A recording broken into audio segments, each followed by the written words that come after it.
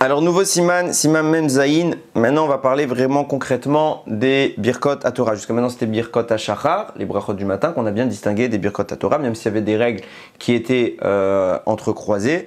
Là, on va rentrer vraiment dans les Birkot à Torah.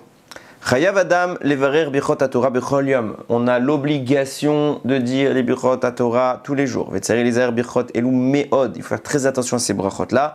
Va sur l'ilmod Torah kodem shever Birkot à Torah. Et on n'a pas le droit d'étudier la Torah avant d'avoir fait ces brachot là. Veldad Rabbi mirabotenu arishonim ve'acharonim. Et d'après beaucoup des décisionnaires qu'on appelle les Rishonim et les Acharonim, qui sont les contemporains, Amirat Birkot à Torah Kodem Limud Torah, Im Mitzvah Tasemina Torah.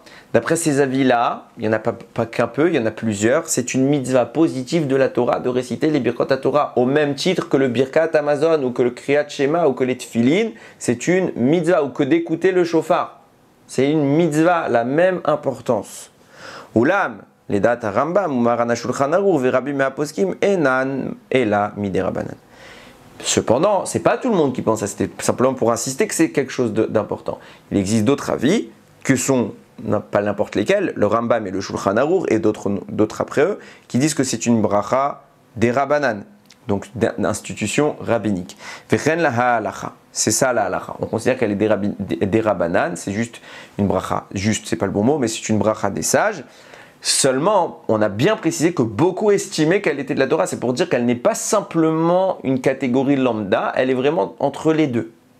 Et d'après beaucoup, comme elle est de la Torah, il faudra avoir une rigueur particulière. C'est pour ça que même d'après les opinions disant qu'elle est des sages, il n'y a pas de doute sur la primauté qu'il faut accorder à cette bénédiction. Oulam, Velachen, im nistapek, im birer birchot Torah, eno choser mevar kemu bishar aberachot, milvad birkat Amazon.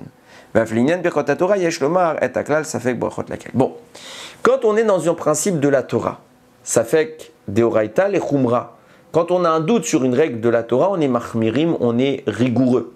Quand on a un doute sur une règle des sages, on est indulgent. Donc on a vu que les brachot qui sont une institution des sages, on a l'habitude d'être indulgent. Ça fait que brachot laquelle.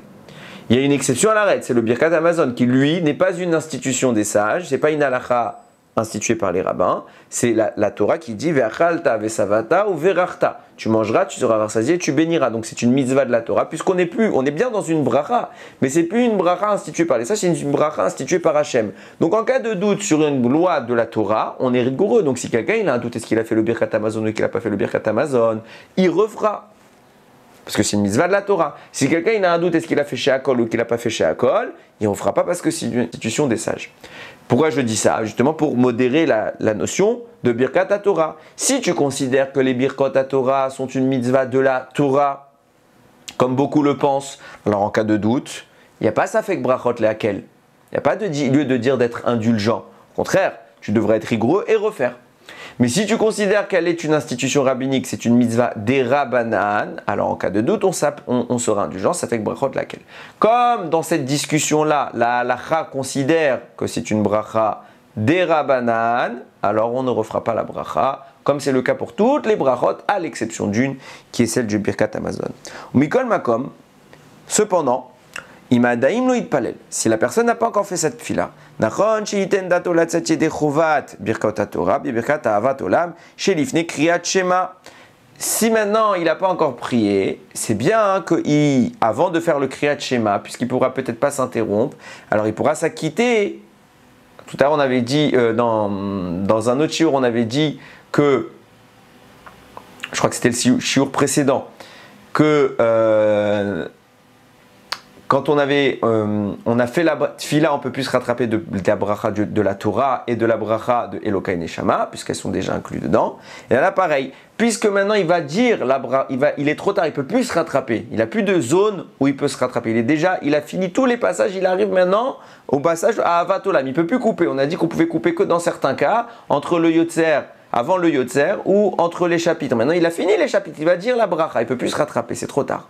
Alors, quand il dira Ahavat Olam, juste après la El Barour, quand il dira Ahavat Olam, puisque dans cette phrase, dans ce paragraphe-là, il y a une mention d'étude de la Torah, l'ilmod ou l'amed, l'ishmor, vela, rasot, etc. alors quand il dira ces phrases-là, il pensera à dire dans sa tête, je m'acquitte également de Birkot HaTorah. Parce que je ne pourrais pas les redire après, au moins je me suis acquitté volontairement et je n'ai plus de doute. Et il faudra du coup qu'après l'étude, après la tfila, puisqu'il a fait une bracha pendant cette tfila, il a fait l'étude de Torah, il faudra qu'il étudie au moins un petit peu pour que son étude soit juxtaposée, sa bracha soit juxtaposée à une étude, comme on le fait nous-mêmes dans Birkat Torah, on dit le Birkat Kohanim, qui sont des psukim de la Torah, qui sont validés comme une étude. Ou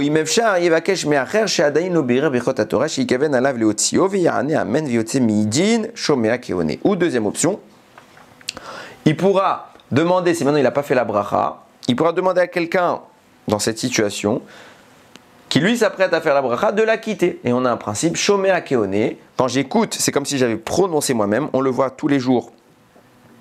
Quand c'est le chazan qui fait des brachot pour nous parfois, quand on a une mitzvah particulière, par le père de famille qui dit le kiddush pour nous, on s'acquitte tous avec le père de famille. Quand il y a Megillat Esther, le chazan il fait la bracha, on s'acquitte avec le chazan. Quand il y a le Hallel, le chazan il fait la bracha, on s'acquitte avec le chazan. Shomea keone, celui qui écoute, il est considéré comme s'il avait prononcé, s'il écoute avec intention de s'acquitter, bien évidemment, il est considéré comme s'il avait lui-même prononcé la bracha. Baruch Adonai l'olam, amen ve amen.